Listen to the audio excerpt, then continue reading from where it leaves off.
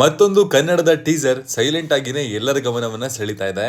ಹೌದು, ನಿನ್ನೆ ಅಷ್ಟೇ ರಿಲೀಸ್ ಆಗಿರುವಂತಹ ಪ್ರಜ್ವಲ್ ದೇವರಾಜ್ ಅವರು ನಾಯಕನಾಗಿ ಕಾಣಿಸ್ಕೊಂಡಿರುವಂತಹ ಕರಾವಳಿ ಸಿನಿಮಾದ ಅರೈವಲ್ ಆಫ್ ಪಿಶಾಚಿ ಟೀಸರ್ ಈಗ ಸಖತ್ತಾಗಿ ಸೌಂಡ್ ಮಾಡ್ತಾ ಇದೆ. ಸಾಮಾನ್ಯ ಟೀಸರ್ ಗಳಿಗಿಂತ ಇದು ವಿಭಿನ್ನವಾಗಿ ಮೂಡ್ ಬಂದಿದೆ ಅನ್ನೋದನ್ನ ನಾವು ಮೊದಲ ಕಾಂಪ್ಲಿಮೆಂಟ್ ರೀತಿಯಲ್ಲಿ ಹೇಳಲೇಬೇಕು. ಸಿನಿಮಾದಲ್ಲಿ ಎಲ್ಲವೂ ಸಿಚುವೇಶನ್ಗೆ ತಕ್ಕಂಗಿದ್ರೆ ಮಾತ್ರನೇ ಅದು ಇಷ್ಟ ಆಗೋದಕ್ಕೆ ಒಂದು ಕಾರಣ ಕೊಡುತ್ತೆ.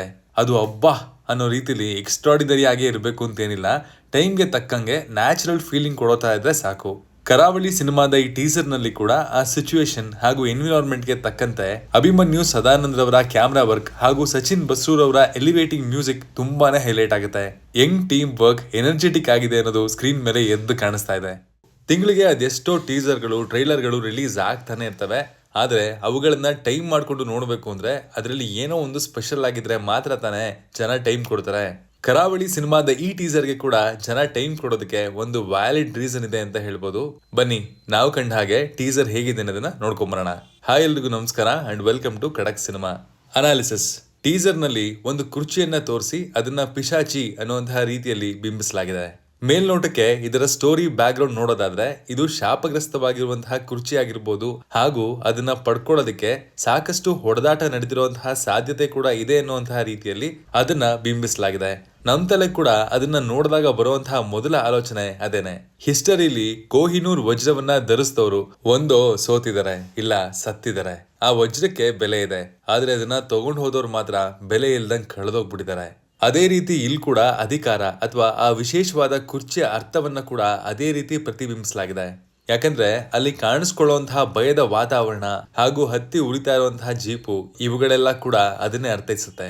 ಇತ್ತೀಚಿನ ದಿನಗಳಲ್ಲಿ ನೀವು ಗಮನಿಸಿರ್ಬೋದು, ಕರಾವಳಿ ಶೈಲಿಯ ಆಚರಣೆಗಳು ಅಥವಾ ಅಲ್ಲಿನ ಪರಿಸರವನ್ನ ಸಿನಿಮಾದಲ್ಲಿ ತೋರಿಸಿದಾಗ ಜನಗಳು ಅದನ್ನ ವೆಲ್ಕಮ್ ಮಾಡುವಂತಹ ರೀತಿ ಸಾಕಷ್ಟು ಪಾಸಿಟಿವ್ ಆಗಿದೆ.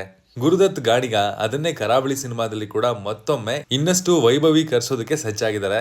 ತಮ್ಮ ನಿರ್ದೇಶನದ ಜೀವನವನ್ನ ಅಂಬಿನಿಂಗ್ ವಯಸ್ಸಾಯ್ತೋ ಸಿನಿಮಾದ ಮೂಲಕ ಪ್ರಾರಂಭ ಮಾಡಿದ್ದ ಇವರು ಈಗ 2ನೇ ಸಿನಿಮಾದಲ್ಲೇ ಒಂದು ವಿಭಿನ್ನ ಪ್ರಾಜೆಕ್ಟ್ಗೆ ಕೈ ಹಾಕಿದ್ದಾರೆ.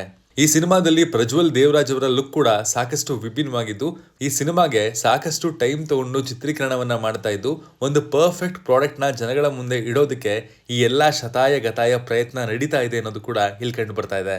ಕರಾವಳಿ ಆಚರಣೆಗಳನ್ನ ಸಿನಿಮಾದಲ್ಲಿ ಇನ್ನಷ್ಟು ನೈಜವಾಗಿ ತೋರಿಸೋದಕ್ಕೆ ಸಹಾಯವಾಗುವ ಮತ್ತೊಂದು ವಿಚಾರ ಅಂದ್ರೆ ಗುರುದತ್ ಗಾಣಿಗ ಅವರು ಕೂಡ ಕರಾವಳಿಯ ಕಡೆಯವರೇ. ಹೀಗಾಗಿ ಇಲ್ಲಿ ಯಾವುದೇ ತಪ್ಪಿಗೆ ಆಸ್ಪದ ಇರೋಲ್ಲ ಅಂತ ಕಾಣುತ್ತೆ. ಮೊದಲ ಸಿನಿಮಾದಿಂದ ಕೂಡ ಜನಗಳನ್ನ ಹಿಡಿದಿಟ್ಕೊಳ್ಳೋದಕ್ಕೆ ಏನೆಲ್ಲ ಬೇಕೋ ಅದನ್ನ ಕೊಡುವಂತಹ ಶಕ್ತಿ ನನ್ನಲ್ಲಿದೆ ಅನ್ನೋದನ್ನ ಸಾಬೀತುಪಡಿಸಿದ್ರು. ಕರಾವಳಿ ಸಿನಿಮಾದ ಈ ಟೀಸರ್ ಕೂಡ ಸಿನಿಮಾದ ಬಗ್ಗೆ ಇರುವಂತಹ ಆಸಕ್ತಿಯನ್ನ ಕೊಂಚ ಮಟ್ಟಿಗೆ ಹೆಚ್ಚು ಮಾಡಿದೆ, ಹೆಚ್ಚು ಬಿಟ್ಕೊಟ್ಟಿಲ್ಲ. ಹೀಗಾಗಿ ಸ್ವಲ್ಪ ಮಟ್ಟಿಗೆ ಕನ್ಫ್ಯೂಷನ್ ತಲೆಯಲ್ಲಿದ್ದೇ ಇರುತ್ತೆ. ಈ ಕನ್ಫ್ಯೂಷನ್ ನ ಟೈಮ್ ಮುಂದುವರಿತಾ ಇದ್ದಂಗೆ ಯಾವ ರೀತಿ ಕ್ಲಿಯರ್ ಮಾಡ್ತಾರೆ ಅನ್ನೋದೇ ಒಬ್ಬ ಡೈರೆಕ್ಟರ್ಗೆ ಇರಬೇಕಾಗಿರುವಂತಹ ಮೇನ್ ಸ್ಟ್ರೆಂತ್. ಎಲ್ಲಕ್ಕಿಂತ ಪ್ರಮುಖವಾಗಿ ಕಂಬಳದ ಹೋರಿಗಳು ಹಾಗೂ ಪ್ರಜ್ವಲ್ ದೇವರಾಜ್ ರವರ ಕ್ಯಾರೆಕ್ಟರ್ ನಡುವೆ ಸಾಕಷ್ಟು ಅನ್ಯೋನ್ಯತೆಯನ್ನ ಹೆಣೆಯುವಂತಹ ಪ್ರಯತ್ನ ಇಲ್ಲಿ ಮಾಡಲಾಗಿದೆ. ಇದು ಕೂಡ ಸ್ಟೋರಿಯ ಒಂದು ಇಂಪಾರ್ಟೆಂಟ್ ಪಾಯಿಂಟ್ ಆಗಿರುತ್ತೆ. ಟೀಸರ್ ನೋಡಿ ಇದೊಂದು ಹಿಡನ್ ಕ್ರೈಮ್ ನ ಟ್ವಿಸ್ಟ್ ಅಂಡ್ ಟರ್ನ್ ಗಳನ್ನ ಹೊಂದಿರುವಂತಹ ಫೀಲಿಂಗ್ ಸಿನಿಮಾ ಇರಬಹುದು ಅಂತ ಕೂಡ ಎಲ್ಲೋ ಒಂದ್ ಕಡೆ ಅನಿಸ್ತು. ಟೀಸರ್ ಮೂಲಕ ಕ್ಯೂರಿಯಾಸಿಟಿಯನ್ನ ಹುಟ್ಟಿಸಿರುವಂತಹ ಈ ಸಿನಿಮಾ ಡಿಸಪಾಯಿಂಟ್ ಮಾಡದೇ ಇರಲಿ ಅಂತ ಹಾರೈಸೋಣ. ಇತ್ತೀಚೆಗೆ ಎಲ್ಲರೂ ಡಾರ್ಕ್ ಥೀಮ್ ನಲ್ಲಿ ಸಿನಿಮಾನ ತೋರಿಸ್ತಾ ಇದ್ದಾರೆ. ಅಫ್ಕೋರ್ಸ್ ಈ ಟೀಸರ್ ನಲ್ಲಿ ನಾವು ಮಾತನಾಡೋದಾದ್ರೆ ಸಿಚುವೇಶನ್ಗೆ ತಕ್ಕಂತೆ ರಾತ್ರಿಯಲ್ಲಿ